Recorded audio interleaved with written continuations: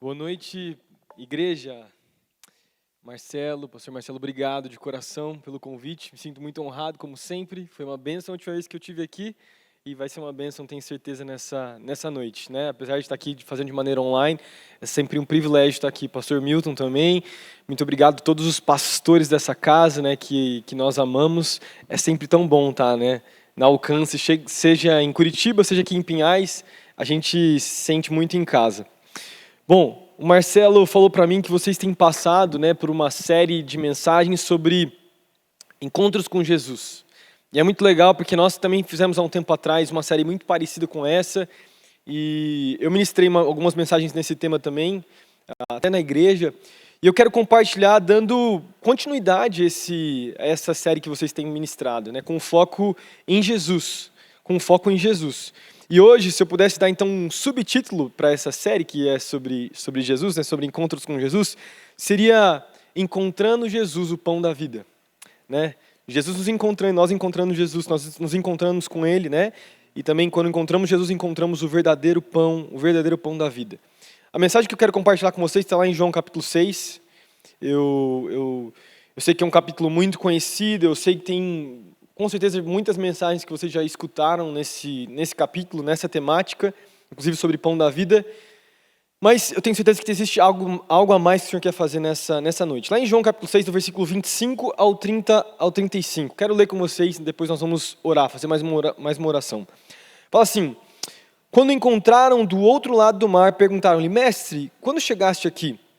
Jesus então respondeu: a verdade que vocês estão me procurando não porque viram os sinais miraculosos, mas porque comeram os pães e ficaram satisfeitos.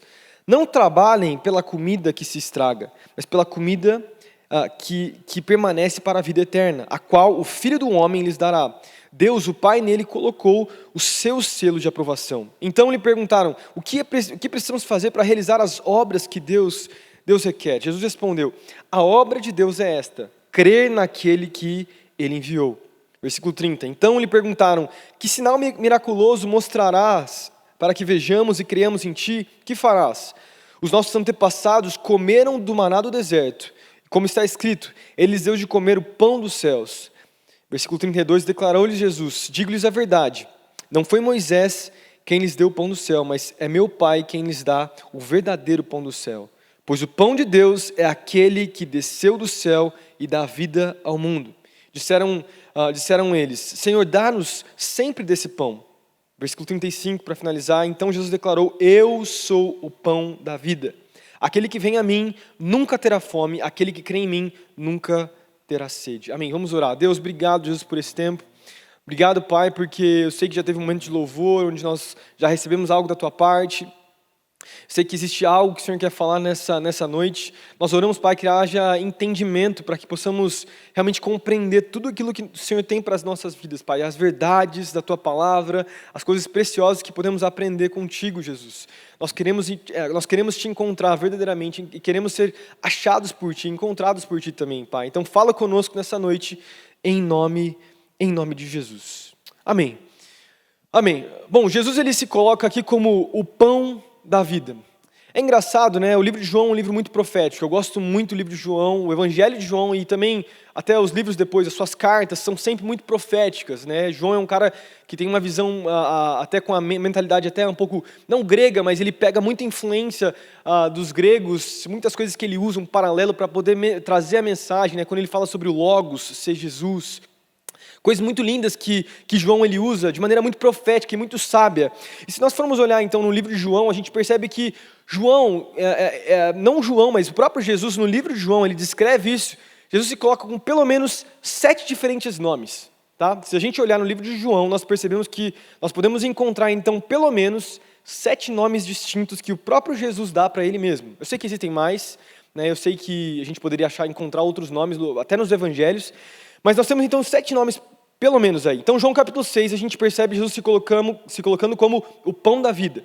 João capítulo 8, versículo 12, Jesus ele diz que ele é a luz do mundo. Né? João capítulo 10, versículo 9, Jesus ele se coloca como a porta. João capítulo 10, versículo 12, Jesus também se coloca como bom pastor. Ele dá esse título para ele mesmo. João capítulo 14, versículo 6, Jesus se coloca como o caminho, a verdade e a vida. João capítulo 15, Jesus se coloca como a videira verdadeira. João capítulo 11, versículo 15, ele também se coloca como a ressurreição e a vida. Perdão.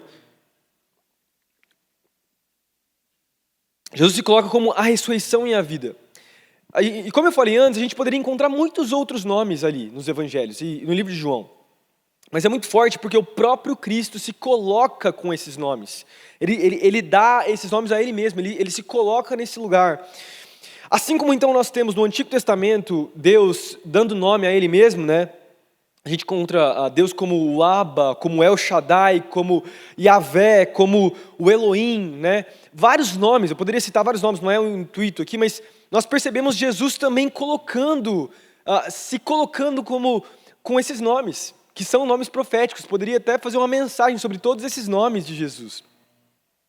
Agora, por que nós somos apresentados com tantos nomes, tanto de Deus no Antigo Testamento, como também de Jesus agora no Novo Testamento? Não só esses 7, mas muitos outros. Por que existem tantos nomes que o próprio Cristo se dá nele, ele se coloca nesse lugar? Eu quero começar fazendo uma introdução, colocando esse aspecto para você, que existe um poder, uma força em conhecer o nome, tanto de Deus no Antigo Testamento, como o nome de Jesus no Novo Testamento. Existe um poder quando nós nos relacionamos com os nomes de Jesus, mas nós encontramos nos nomes de Jesus aquilo que nós precisamos verdadeiramente. Sempre quando você conhece alguém, é ou não é verdade? Você se apresenta e a primeira coisa que você fala para aquela pessoa é o seu nome. A gente não fica numa conversa com um estranho qualquer, conversando com a pessoa, a não ser que você só se encontra no elevador, é muito rápido, daí você não consegue conhecer direito a pessoa, mas normalmente quando você vai encontrar uma pessoa que você não conhece, você logo se apresenta e dá o seu nome. Então, a gente percebe que a identidade de uma pessoa está no nome dela, né? O conceito de identidade está no nome do próprio Jesus. Então, a pergunta que a gente faz quando nós olhamos para os nomes de Cristo é: quem é Jesus verdadeiramente? Jesus, ele é esse pão da vida, que sacia a nossa sede, que é o que nós vamos ministrar nessa noite. Jesus é a luz do mundo. Enquanto o mundo está nas trevas, Cristo é a luz que vai brilhar para esse mundo afora. Jesus é a porta. Enquanto tantos, falo de diabo usando vários deuses aí, se apresentando como portas, enfim, Cristo é a porta verdadeira, o único caminho para nós. Jesus é o bom pastor, aquele que pastoreia suas ovelhas. Enfim, quando nós olhamos para o nome de Jesus, nós encontramos a sua identidade, nós sabemos quem Ele é verdadeiramente, nós nos identificamos com Ele dessa forma. Isso é muito forte, por quê? Porque quando nós encontramos em Jesus e nós nos identificamos com Ele, nós sabemos a sua identidade, nós nos relacionamos com Ele. Porque o nome tem a ver também, quando você conhece uma pessoa e você conhece o nome dela, você passa a se relacionar com ela em um outro nível, é ou não é verdade? Enquanto você não conhece o nome de uma pessoa, você não se relaciona de maneira profunda. Agora, quando você encontra uma pessoa, quando você conhece o nome dela, você passa a conviver com ela, aí existe relacionamento. E daí o próximo entendimento que nós temos também, vendo aqui o livro de João, né, principalmente agora no livro de João capítulo 6, é o entendimento de relacionamento. Quando nós conhecemos o nome de Cristo, quando nós conhecemos os diferentes nomes de Jesus e do próprio Deus no Antigo Testamento, é porque Deus, Ele quer ser conhecido por nós. Ele quer se relacionar comigo e com você. Ele quer se encontrar com cada um de nós e de alguma forma deixar os seus propósitos serem estabelecidos nas nossas vidas.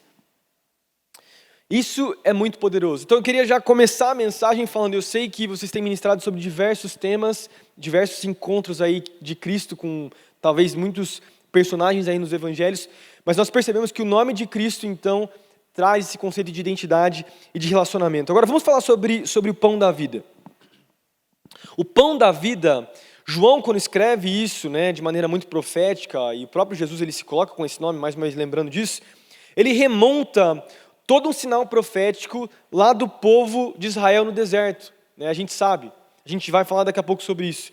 O povo de Israel no deserto que comia o maná que caía do céu. Então Jesus se coloca e a gente vai perceber que o diálogo que Jesus vai ter em João capítulo 6 é exatamente sobre esse conceito. O povo questionando Jesus com relação ao pão que desceu do céu, o maná que descia do céu, e Jesus se colocando como verdadeiro maná, como verdadeiro pão de Deus. Mas vamos falar um pouquinho sobre o contexto do livro do capítulo 6 de João.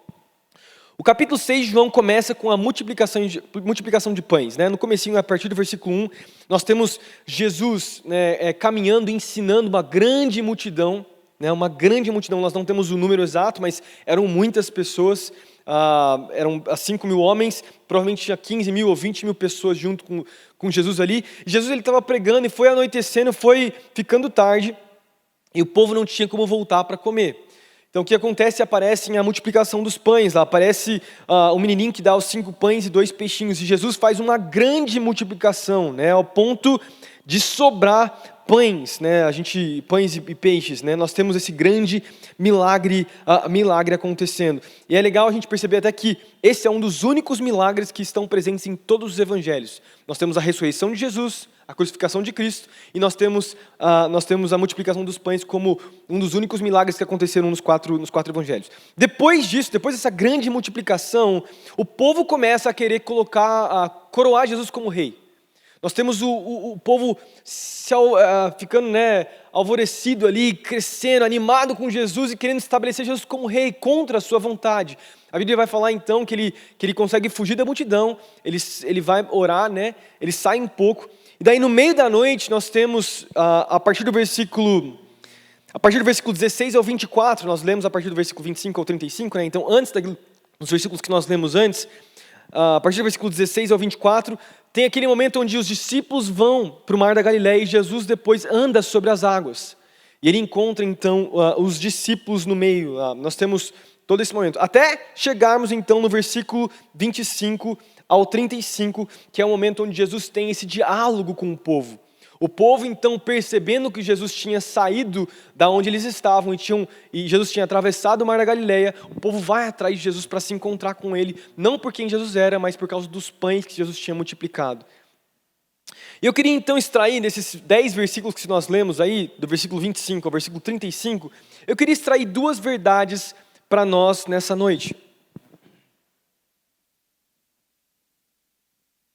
Eu queria extrair, então, 2 verdades que nós podemos ver nesse momento, nesse diálogo que Jesus tem aí no Evangelho de João, tanto pensando a respeito do povo, como o povo agiu com Jesus, e também pensando da maneira que o próprio Jesus agiu com as pessoas e ensinou o povo naquele momento.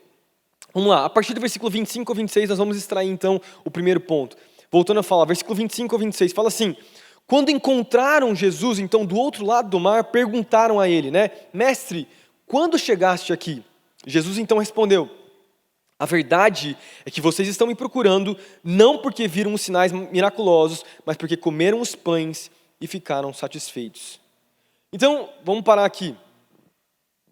Jesus, ele sai do meio da multidão por causa da motivação do coração. Esse vai ser o ponto, né? Esse ponto 1 vai ser sobre isso.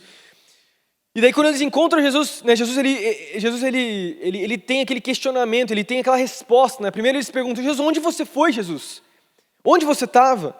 E Jesus então questiona a motivação dos seus corações. O pão naquele momento, na época de Jesus, era uma coisa muito importante para as pessoas. Se você for olhar para o momento da história ali do povo, tanto de Israel como do Império Romano, as pessoas passavam muita fome, não tinha o que comer. A pobreza era algo muito grande, a maioria das pessoas era muito pobre. E provavelmente é dito que quase 85% do salário de uma pessoa qualquer ia para comida, ia para pão.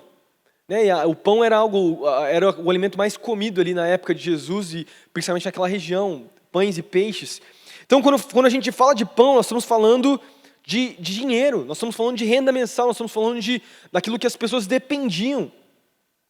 E a aplicação que eu faço para o meu primeiro ponto é essa, né?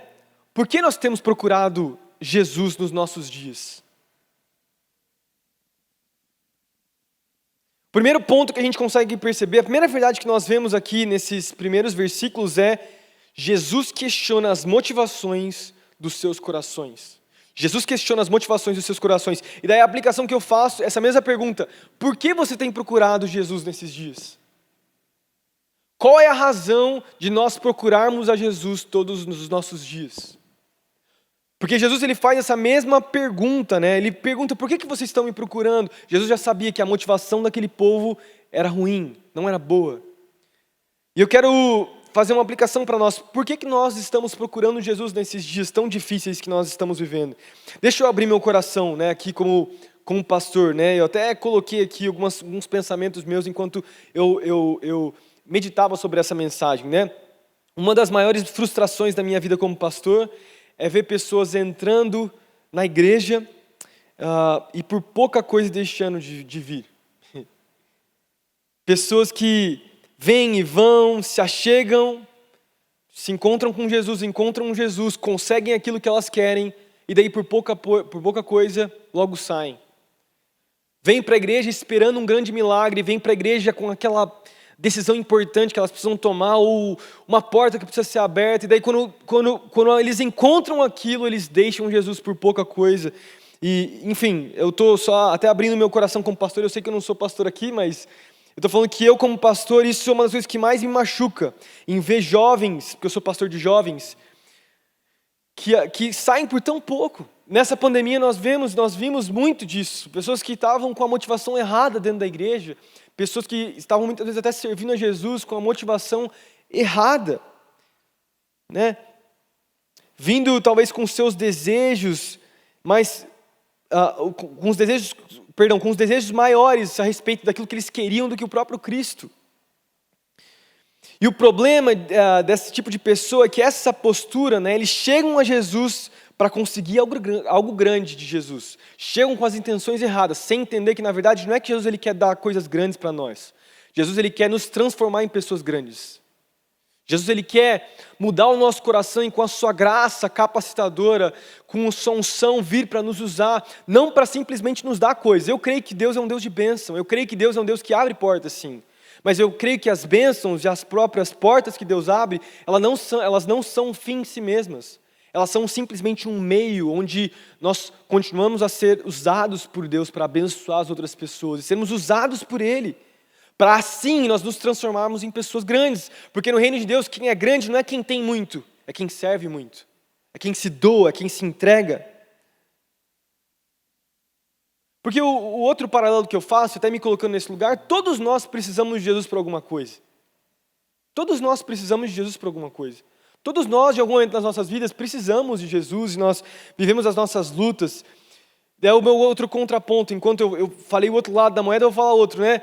Todos nós precisamos para os jovens, né? Eu sou pastor de jovens, precisam de uma esposa, precisam de um emprego, precisam de portas sendo abertas, mas mais uma vez, as portas sempre precisam culminar, né, em algo maior do que simplesmente as nossas vidas, maior do que simplesmente sermos abençoados.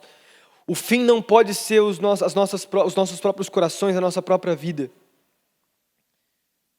Porque Deus ele quer transformar todos nós, em pessoas grandes, e ser grandes no reino de Deus é sermos pessoas que são usadas por Deus. Por quê? Porque no final as nossas necessidades elas são secundárias. Se nós não entendemos que as nossas necessidades elas são secundárias, nós não vamos viver uma vida cristã realmente plena. A nossa caminhada cristã vai ser uma caminhada cheia de cansaço, de frustrações, vai ser uma caminhada, né, exaustiva, porque no final esse não é o maior objetivo. E no final nem sempre Deus ele abre as portas para nós. É ou não é verdade? Nós passamos por momentos difíceis. Por quê? Porque quando Jesus, por exemplo, outro exemplo que eu tenho, que eu consigo pensar, quando Jesus ele chama os seus discípulos para caminharem com ele, pensa lá em Pedro, Tiago, João, né, os primeiros discípulos, outros discípulos que Jesus encontra, Jesus ele não falava assim para os discípulos, né? Me siga e eu vou te dar um carro. Me siga e eu vou te dar muito dinheiro. Me siga e eu vou te dar um bom emprego. Me siga e eu vou te dar aquilo. Me siga e eu, enfim. Não. Jesus ele falava, me siga e algo vai acontecer no processo. Me siga e você vai se transformar não um grande pescador de peixes, né, mas um grande pescador de homens. Me siga e eu vou te transformar em alguém muito maior do que você poderia ser por conta própria. Me siga e a minha graça vai estar sobre você para você ser usado por mim e fazer coisas muito maiores do que você já imaginou. Porque uma vida sem Jesus é insuficiente. Porque uma vida sem Cristo é uma vida que não funciona. Porque Cristo veio para mudar o nosso caráter. Porque Cristo veio para mudar a nossa perspectiva, veio para mudar o nosso coração. Porque no final, Jesus é o prêmio e não aquilo que Ele pode nos dar. Muito maior do que as nossas conquistas, muito maior do que a nossa família, muito maior do que os nossos filhos, é o próprio Jesus nas nossas vidas. Amém? Eu creio nessa realidade, eu creio que Deus Ele quer despertar os nossos corações para entendermos que Jesus é o prêmio e não aquilo que Ele nos dá. E aqui está o problema, pensando agora na história aqui de João capítulo 6. Quando o pão acaba, quando acaba o pão, né? Acaba o pão que Jesus estava multiplicando ali naquele momento, Jesus para de fazer, as pessoas começam a sair da reunião, porque nós vamos perceber aqui em João capítulo 6, a partir do versículo 35, nós paramos no versículo 35, é que a partir do versículo 36 até o final, a gente já vai ler alguns aqui dos versículos, as pessoas começam a sair, as multidões começam a sair, porque as multidões estavam, além do interesse sobre milagres, que o próprio Jesus falou que vocês não estão nem interessados em milagres, vocês estão interessados em comida, as pessoas queriam um bem, queriam algo que o sustentasse, queriam até no final, a gente pode colocar até como dinheiro, porque comida era dinheiro. Né? Então, quando o dinheiro acaba, quando a comida acaba, as pessoas começam a sair da reunião. Fazendo uma aplicação para nós hoje, quando as respostas param de vir, quando a gente começa a se frustrar, quando a gente perde alguém, algum familiar, até pensando nesse Covid que a gente viveu, quando começam a aparecer lutas, dificuldades, daí a gente começa a escutar esse tipo de conversa, né? Porque eu sou pastor, já escutei, essa igreja não funciona para mim. Isso aqui tá bom, já foi suficiente, já vivi o suficiente aqui. Já está tudo certo. A igreja não funciona para mim. Eu já escutei tantas vezes isso. Esses dias atrás, eu estava até pensando, eu encontrei estava passeando no shopping com a Raquel, acabei de ganhar minha terceira filhinha, né? A gente está com três crianças em casa, graças a Deus. E a gente estava passeando antes da nossa filha nascer, uns 2 meses atrás, e eu encontrei um jovem lá. Um jovem que era muito comprometido, aliás. Tinha feito treinamento de liderança, tinha feito muitas coisas, era um menino muito que tinha uma capacidade muito grande de Deus usar a vida dele. Ele sempre estava na igreja, tinha inclusive feito o interns, a nossa escola de teologia. E, cara, no meio da pandemia ele se afastou, se esqueceu de Deus, ficou distante. Eu encontrei esse jovem lá no shopping, eu falei, cara... Sabe como é que é? Quando o pastor encontra no shopping, os caras ficam sem graça, né? E não vem ainda na igreja. E aí, como é que você tá? Acho que o cara pensou que eu ia vir para condenar o cara, meio firme. A primeira coisa que eu fiz, e aí, como é que você tá? Como é que tá a sua vida? Ele falou, pastor, estamos bem e tal, estou passando algumas dificuldades. A empresa lá não está indo muito bem, a empresa que ele é representante, tinha comissão, não estava tendo muitas vendas, umas coisas lá, enfim. Daí ele começou a compartilhar da minha vida. Daí eu comecei a questionar ele, cara, mas e a igreja, cara? Por que você não volta lá? Por que você não... Vamos estar juntos. Chama a tua namorada, vamos participar de novo. Você já serviu tanto na igreja, você fez o intern, você sabe o que você está perdendo, cara. Jesus tem um plano para você, não se esquece não. Comecei a lembrar ele das promessas de Deus para a vida dele, né? E daí uma das conversas que ele teve foi exatamente isso que ele falou para mim. Foi esse argumento, eu até peguei isso disso. Ele falou assim, pastor, parece que a igreja não funciona mais para mim. Parece que a igreja não dá mais certo, cristianismo para mim. E daí, depois da conversa, né, eu me despedi dele e falei, cara, a gente está esperando você lá. Quando você quiser nos visitar, a casa está aberta, nós amamos você, Deus tem um plano para a sua vida. Enfim, ele não voltou, infelizmente. Temos orado por ele. Mas é como se o cara quisesse, é como se o cara ele provasse o cristianismo como se fosse uma jaqueta, sabe? Como quando você, uma vida com Jesus fosse como se provasse uma jaqueta no monstruário. Você pega uma jaqueta, prova, não veste muito bem, troca de jaqueta, coloca outra jaqueta e troca.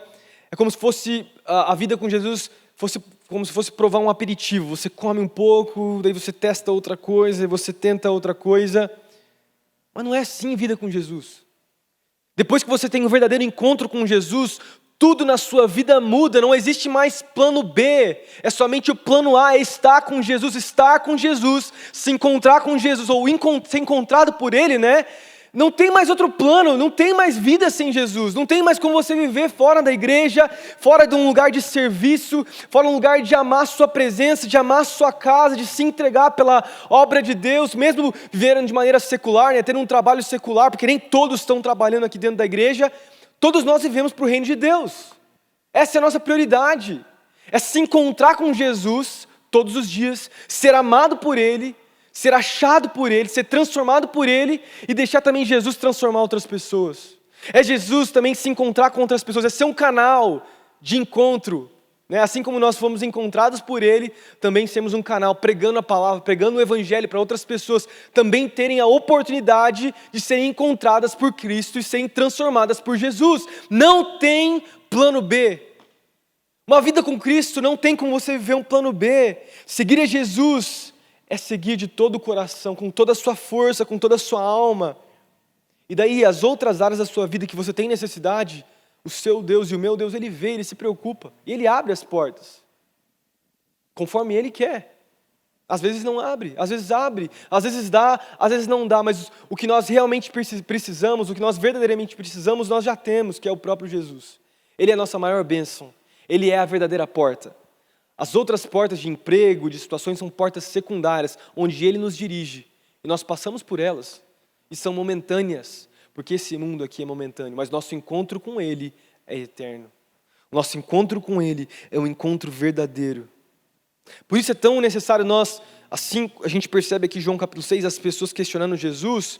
E o pior, sabe o que é? É que quando eu olho aqui para João capítulo 6, versículo 25 ou 35 que a gente leu agora, é que eu me relaciono com essas pessoas. É que muitas vezes eu ajo, eu vivo, eu questiono Jesus da mesma maneira que essas pessoas questionaram Cristo. Eu me relaciono com Jesus muitas vezes com base naquilo que Ele pode me dar. Eu me identifico com essas pessoas. E é por isso que é tão importante nós deixarmos o Senhor sondar os nossos corações. O livro de Jeremias, capítulo 17, versículo 9, fala que o coração ele é enganoso. Fala, enganoso é o coração, mais do que todas as outras coisas. Ele é desesperadamente corrupto. Quem o conhecerá? Daí a resposta de Jesus, de Deus é essa, né? Eu, o Senhor, esquadrinho o coração e eu provo os pensamentos. Quer dizer, nós precisamos deixar Cristo sondar os nossos corações, deixar Cristo mudar a nossa vida. Porque o próprio Jesus, ele falou lá em Lucas capítulo 12, versículo 34, onde estiver o seu coração, né? Aonde estiver o vosso tesouro, aí estará o vosso coração. Que o nosso coração, que o nosso maior tesouro não seja as coisas dessa vida, as decisões dessa vida, as nossas conquistas, relacionamentos, família e os próprios filhos, mas que seja o próprio Jesus nos nossos corações. Amém? Eu creio nessa realidade, que Jesus possa ser o verdadeiro pão da vida.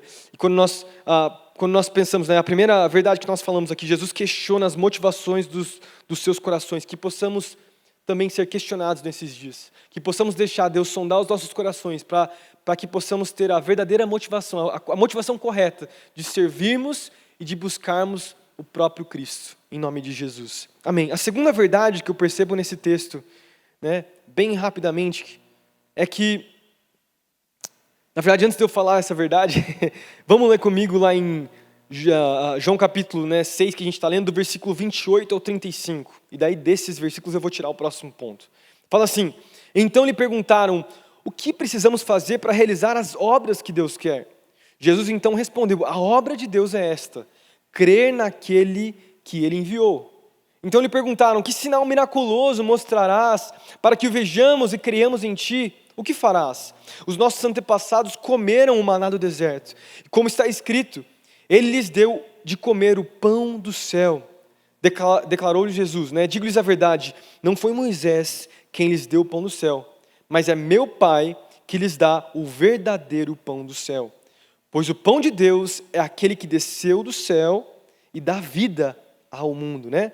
Disseram eles, Senhor, dá-nos sempre desse pão. Quer dizer, o povo pensando mais uma vez que era comida. E daí Jesus vem com uma resposta direta para eles, né? Eu sou o pão da vida. Aquele que vem a mim nunca terá fome, e aquele que crê em mim nunca terá sede. A segunda verdade que eu percebo é simplesmente o nome do próprio Jesus, que ele se coloca, né? Jesus é o verdadeiro pão da vida. Jesus é o fundamento das nossas vidas. Jesus é o nosso alimento, nosso sustento. Essa é a segunda verdade. O povo então começa a comparar Jesus com Moisés. Vocês perceberam aqui, né? Como se Jesus tivesse que provar para eles que era um verdadeiro profeta, né? Como se Jesus tivesse que provar para eles, com todos os milagres que ele já tinha feito, porque Jesus já tinha feito vários milagres. Então o povo começa a falar para Jesus, prova aí mais uma vez que você é igual a Moisés, ou maior que Moisés. Porque Moisés, olha só, Moisés mandou o pão do céu. Você vai fazer o quê? Você fez esse milagre dos pães uma vez só. Moisés fez durante 40 anos no deserto. Será que você pode fazer igual Moisés? É como se o povo estivesse testando, falando para Jesus, prova aí quem você é. E vamos pensar nessa verdade do maná, porque o próprio Jesus ele vira para o povo e fala, não foi Moisés que fez isso, foi Deus. Essa história do maná é contada lá em Êxodo capítulo 16, a gente tem, depois que o povo é testado, antes de entrar na terra prometida, eles falham e eles ficam então 40 anos no deserto, né? Lá em Êxodo capítulo 16, conta o que era o maná, o que era esse pão da vida, né? O maná então era um pão que caía 6 dias a semana. Então, 6 dias a semana o maná ele caía, né? Junto com carne, tem uma outra história lá, enfim, a gente só está focando no pão aqui. Mas os israelitas não poderiam estocar o pão, ele tinha que ser consumido no dia, a não ser que fosse, né, se não me engano, na sexta-feira. No sábado, então, era o dia de descanso, eles tinham que estocar na sexta-feira para poder comer no sábado. Somente nesse dia eles poderiam, então, estocar. Se eles estocassem de um dia para o outro, o que aconteceu principalmente no começo ali, o pão estragava, juntava bicho, tinha muita coisa. Por quê? Porque o conceito que Deus tinha era que a provisão era uma provisão diária. O povo tinha que confiar em Deus todos os dias. O povo tinha que depender de Deus, entender que em Deus, não em Moisés, estava a sua confiança. Que Deus seria o seu sustento, todos os dias das suas vidas. E Deus foi fiel. Durante todos aqueles anos, Deus enviava o maná. E a aplicação que nós trazemos para nós é que Deus, Ele é o nosso sustento. E trazendo mais agora para o Novo Testamento, entendendo que o próprio Cristo é o maná, Ele é o nosso sustento. E eu sei que você já ouviu essa mensagem antes, grandes pregadores já pregaram sobre esse texto antes, e você já ouviu até essa aplicação, mas eu quero te lembrar nessa noite sobre esse texto, né? Jesus é o seu sustento, Jesus é o seu maná. O encontro com Ele precisa ser um encontro diário. Se Jesus é o maná, Ele se coloca como o pão do céu, de acordo com Êxodo capítulo 16, e também de acordo com João capítulo 6, isso significa que assim como lá em Êxodo o povo tinha que comer todos os dias, e tinha que encontrar o pão e comer do pão, agora no Novo Testamento todos nós precisamos todos os dias encontrar Jesus e comer de Jesus todos os dias. Jesus é o nosso fundamento. É muito lindo nós olharmos para trás e vermos tudo aquilo que Jesus já fez por nós. Lembrarmos das coisas lindas, das promessas, das realizações, das conferências, dos acampamentos, olhar para trás e ver a provisão de Deus, ver a fidelidade de Deus, isso é muito lindo. Mas mais lindo do que isso é olhar para frente e falar, Deus, Ele vai fazer algo incrível no futuro também. Deus vai me transformar ainda mais, Deus vai me usar ainda mais, Deus tem mais para mim todos os dias. E todos os dias de maneira não religiosa, mas de maneira dependente, entendeu? Eu preciso encontrar Jesus. Ele é o meu sustento, Ele é o meu alimento. Se eu não comer dele hoje, eu vou morrer. Espiritualmente falando, e até naturalmente falando. Eu vou morrer espiritualmente falando. Eu não tenho vida sem Jesus. O homem foi criado com uma fome espiritual. O homem foi criado por uma fome, né? Temos a sua fé, todo homem tem fé em diferentes coisas, sem perceber, quando nós não nos alimentamos de Cristo, nós nos alimentamos de outras coisas. Nós nos alimentamos de entretenimento, nós nos alimentamos de rede social, nós nos alimentamos de internet, nós nos alimentamos de relacionamentos que são ruins para nós, sem entender que aquilo que realmente que é essencial para nós, é Cristo nas nossas vidas. Nós não podemos ter um dia sequer sem nos encontrarmos com Jesus, sem nos encontrarmos com Cristo, sem entender que Ele é o pão da vida, Ele é o pão vivo. A palavra inteira nos mostra que nós como seres humanos, nós somos seres que são seres dependentes. Apesar do ser humano ser um ser que busca a independência, conforme a maturidade vem, conforme a idade vem, né? É engraçado, eu acho que não sei se eu já falei sobre isso antes aqui, mas quanto mais velho você fica, mais a sensação de independência você tem. Você fala, eu sou independente, eu tenho meu emprego, conquistar o meu carro, conquistar as minhas coisas, mas o reino de Deus é um reino do reverso, né? É um conceito reverso. Quanto mais maduro você é na fé, mais dependente você é, tanto de Deus quanto das pessoas que estão à sua volta. Você fala, eu preciso dos meus irmãos, eu preciso de Cristo na minha vida, eu preciso do Espírito Santo, eu não sou ninguém. É uma vida de dependência. E Jesus estava ensinando isso aqui.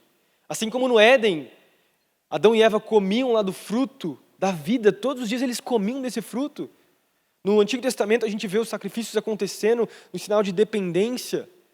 nós também no Novo Testamento nós somos dependentes de Deus. É lógico, o sacrifício já foi feito.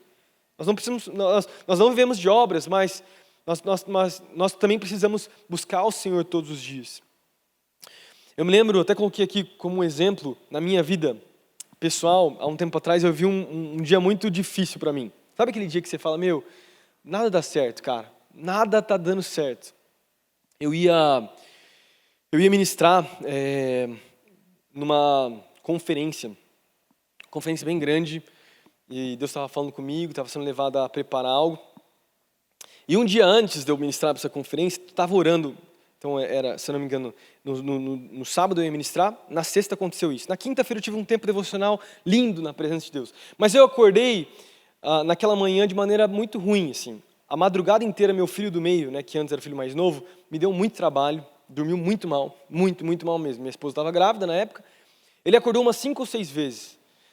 Sabe quando você acorda quebrado? Você fala, meu Deus do céu, hoje é um dia que eu preciso de Jesus mesmo. Eu acordei mal, assim, com uma dor de cabeça ruim, assim, sabe? Cansado, nada tá dando certo, enfim. E logo depois, antes de eu levar o Gessé para a escola, que é o meu mais velho, eu tive uma discussão com a minha esposa. Sabe aquela discussão? Porque você está cansado? Que você sabe que você está errado. Você sabe que não deveria estar brigando com ela, que a sua esposa está certa, mas você, mesmo assim, é teimoso. Enfim, aconteceu isso. Eu briguei com ela, enfim, não vou nem entrar nos detalhes, foi uma coisa tão besta, tão simples. Tive uma discussão com ela, nossa. Enfim, deixei o meu filho na escola, fui para a igreja, que é o que eu faço, né? Deixei ele às 8, fui para a igreja, passei a manhã na igreja, fui buscar meu filho às 11h45, perto do meio-dia, buscar meu filho, e passei a manhã remoendo, e Jesus falando comigo, você precisa acertar, você está irritado, está cansado, mas mesmo assim, tal.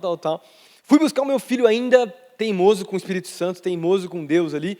Fui buscar meu filho, parei, e naquela época eu tinha dado um rolo no meu carro, eu estava emprestado um carro da avó da Raquel. E é um carro um pouco mais antigo, que o freio de mão é um freio no pé, sabe? Você freia no pé. Só que a avó da Raquel andou tantas vezes com o freio do pé ligado, né, apertado, que não tinha mais freio de pé. Era um carro que andava. Ele só parava quando você colocava o carro no P, sabe? Quando você coloca o automático no P. Fui buscar o meu filho na escola, parei ali na escola, né?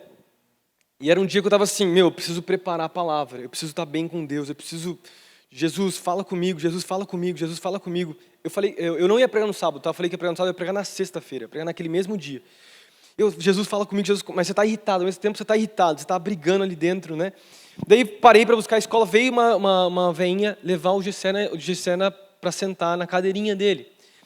E a veinha foi colocar, ela foi colocar o meu filho na cadeirinha, colocou ele, só que o cinto do Gessé não prendia, ela colocando, e foi formando uma fila atrás de mim. Na hora que eu olhei para trás, tinha uma fila, quilométrica assim atrás, todo mundo irritado, eu vendo assim, olhando a cara dos pais atrás de mim, e eu, meu Deus, essa mulher, essa velha não consegue, meu Deus do céu, o que eu faço? Eu falei, vou ajudar a mulher, vou ajudar.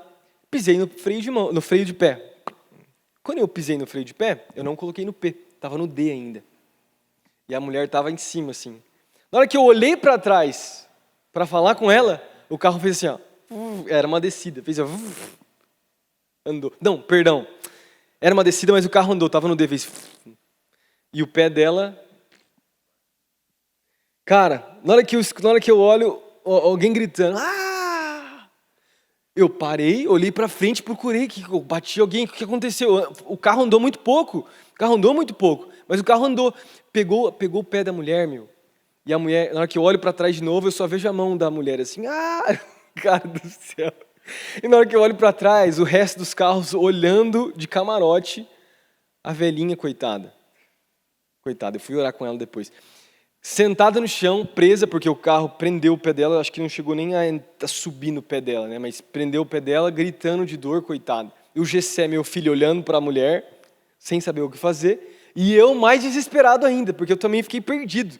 Sabe aquele momento de euforia que você fala, meu Deus do céu!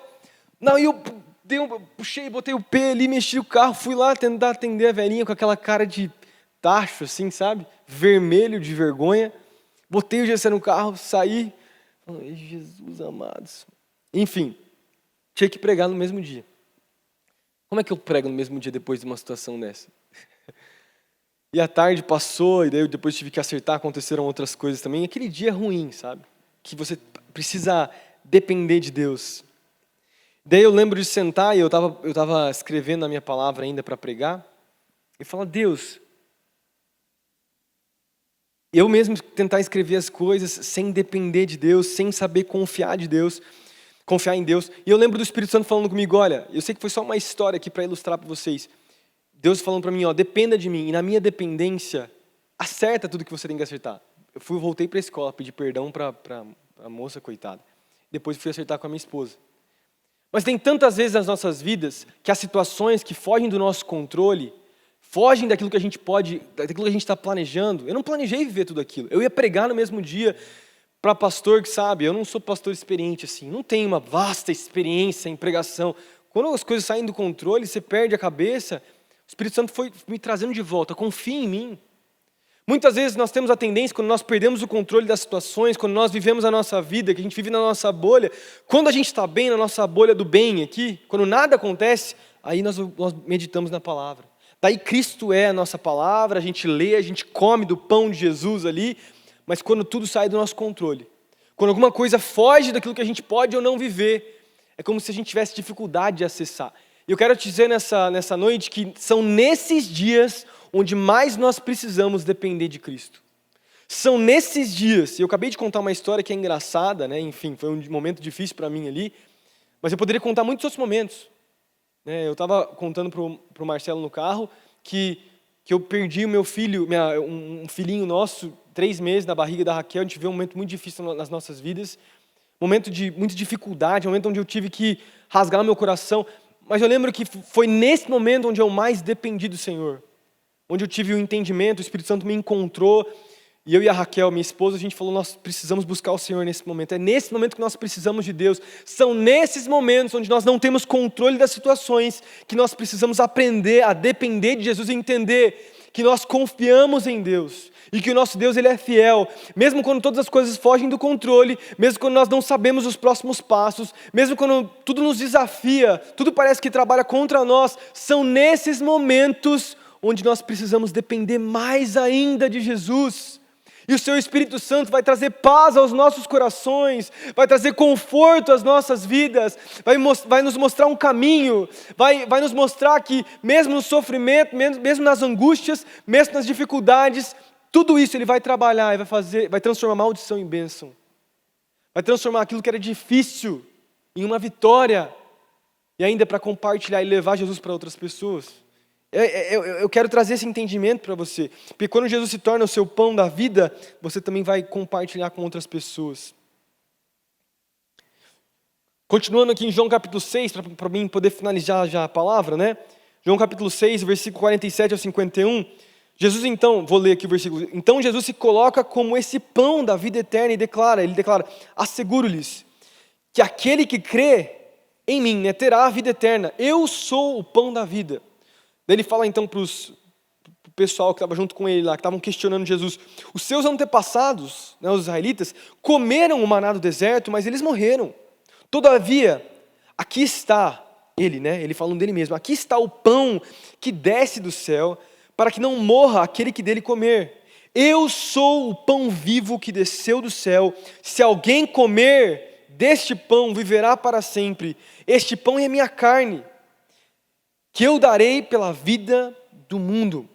Então Jesus ele declara, não foi Moisés que deu o pão do céu. Agora eu falando, né, não mais a Bíblia. Não foi Moisés que deu o pão do céu, foi Deus. E daí Jesus ele fala, eu sou o verdadeiro pão que desceu do céu. Se você caminhar comigo, né, você não vai mais precisar comer de outra coisa. Você vai entender que eu sou o suficiente para você. Que só eu posso saciar a sua fome, a sua sede. Ele vai falar sobre sangue depois também aqui. Como eu falei no começo, os nomes nos apontam para relacionamento, e o pão da vida também nos mostra um relacionamento, porque é o encontro diário que nós temos com Ele. É um alimento que nos sustenta. Na nossa caminhada cristã nós precisamos de relacionamento. E o que a gente mais percebe é que no cristianismo, todas as vezes que nós removemos o relacionamento do cristianismo, tudo no cristianismo morre. Tudo no cristianismo morre. Quando você remove o relacionamento de Jesus convir na igreja, ouvir na igreja, se torna uma mera obrigação. Quando você remove o relacionamento com Jesus, com o dar o dízimo na igreja, o dar o dízimo na igreja se torna uma mera obrigação, se torna algo chato, se torna algo que não faz sentido. Quando você remove o relacionamento com Jesus, do servir aqui na igreja, né? O servir na igreja se torna frustrante, se torna exaustivo, como eu falei antes, se torna cansativo. Porque não dá certo.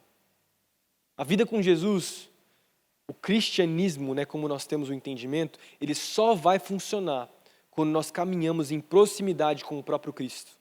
Quando nós entendemos que nós dependemos dele completamente. Quando nós entendemos que nós não temos vida, que ele é o nosso maior alimento, nosso maior sustento, a nossa fonte. E no final, a gente percebe aqui, olhando para João capítulo 6, todos deixam Jesus. Todos deixam Jesus. As pessoas começam a deixar Jesus. No versículo 48 a 51 a gente já leu, né? A partir do versículo 60. Fala assim: ao ouvirem isso, muitos dos seus discípulos disseram: dura é essa palavra, quem poderá suportá-la? Versículo 61, sabendo em seu íntimo que os seus discípulos estavam se queixando do que ouviam, Jesus lhes disse: isso se escandaliza? O que acontecerá se vocês virem o Filho do Homem subir para onde estava antes, né, falando do céu? O Espírito dá vida, a carne não produz nada a carne não produz nada que se aproveite. As palavras que eu lhes disse são do Espírito e são vida. Contudo, há alguns de vocês que não creem. Vamos pular para o 66. Daquela hora em diante, muitos dos seus discípulos voltaram atrás e deixaram de segui-lo. É muito forte, porque quando a coisa aperta, os verdadeiros discípulos permanecem. E uma das coisas que a gente mais percebe como pastor, e eu falei isso com o Marcelo também no carro, é de como eu vi muitos, como a pandemia serviu como um filtro de Deus, assim. Pessoas que não estavam muito aí, pessoas que não tinham um verdadeiro relacionamento com Jesus, saíram. Não queriam mais. Tinham uma vida superficial com Ele. Se alimentavam de Jesus, como eu falei antes, como se fosse um aperitivo, comendo de vez em quando. Mas Jesus não pode ser somente isso. Jesus é o alimento principal. Jesus é a nossa fonte, como eu disse antes. E daí nós temos a resposta de Pedro, que é a famosa resposta que você já escutou antes. Daquela hora em diante, muitos dos seus discípulos, né, voltaram atrás. Versículos... isso mesmo. Muitos dos seus discípulos voltaram atrás e deixaram de segui-lo. Versículo 67. Jesus então perguntou aos 12 que caminhavam próximos a Jesus. Né, ele disse: vocês também não querem ir? Versículo 68, a resposta de Pedro. Né, Simão Pedro então lhe respondeu: Senhor, para onde nós iremos? Só tu tens as palavras de vida eterna. Nós cremos e nós sabemos que és o Santo de Deus. É muito forte isso. Pedro teve um entendimento profético de que não tem vida sem Jesus. Não tem como viver sem se encontrar com Cristo. Nada se compara a um encontro com Jesus. Nada se compara com se alimentar dele.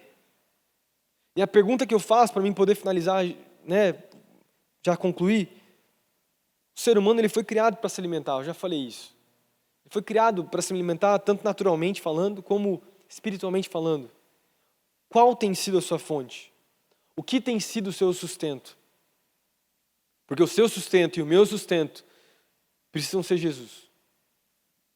Precisam ser um dos nossos encontros com Cristo, onde todas as áreas das nossas vidas são transformadas por Ele. Todas as áreas das nossas vidas são submetidas a Cristo. E Cristo vem para chacoalhar e para mudar os nossos corações. E nos transformar pelo seu Espírito, seu Santo Espírito. Nos capacitar a sermos usados por Ele. Porque esse é o Evangelho. Para poder finalizar, esse é o Evangelho. O Evangelho, quando nós entendemos, o quão fraco nós somos, porque nós somos fracos, pensa bem, Você precisa de comida todos os dias. Você não consegue sobreviver sem comida. Você não consegue sobreviver sem pão, que é a mensagem para aquele povo era. Pão era algo essencial. O homem é fraco por si só. Naturalmente falando, ele é fraco. E espiritualmente falando, ele é fraco. Mas no Evangelho nós encontramos o verdadeiro sustento. O verdadeiro alimento. Quando nós caminhávamos sem Jesus, nós nos alimentávamos de muitas coisas. E tentávamos, através dessas coisas que nós nos alimentávamos, né, trazer sentido, trazer propósito, trazer sustento para as nossas vidas. Mas nunca foi suficiente. Mas quando Cristo nos encontrou, quando nós encontramos Cristo, tudo mudou. O verdadeiro sustento entrou nos nossos corações e tudo mudou. O Espírito Santo passou a mudar as nossas vidas. E eu oro para que isso seja uma verdade no seu coração, que Cristo possa ser o seu sustento todos os dias. Deixa eu fazer uma oração para a gente finalizar. Deus, muito obrigado, Pai, por essa noite. Obrigado pela Tua palavra, que é sempre verdadeira e é fiel para transformar os nossos corações. Obrigado, Pai, porque sempre quando nós encontramos a Tua presença, quando nós encontramos o Teu Espírito Santo, quando nós encontramos a Tua palavra, nós somos mudados. Nós somos transformados de dentro para fora, Pai. Muito mais do que algo externo, Pai. Muito mais do que algo aparente. Em Jesus nós temos algo que é profundo, que vai na essência de quem nós somos, vai no nosso coração. Assim como nós vemos nessa história de João capítulo 6, Jesus falando sobre algo profundo, algo essencial, algo do coração do homem, que possamos entender, Pai, que no nosso coração lá dentro existe uma fome, um anseio. E esse anseio só pode ser completo quando nós encontramos a Ti. E quando encontramos a Ti todos os dias, num estilo de vida dependente da Tua presença. Muda os nossos corações. Nós queremos ser transformados pela Tua presença, pelo Teu Espírito Santo. Nós te amamos, em nome de Jesus. Amém. Deus abençoe a sua vida. Foi muito bom estar aqui com vocês. E até a próxima. Valeu, pessoal.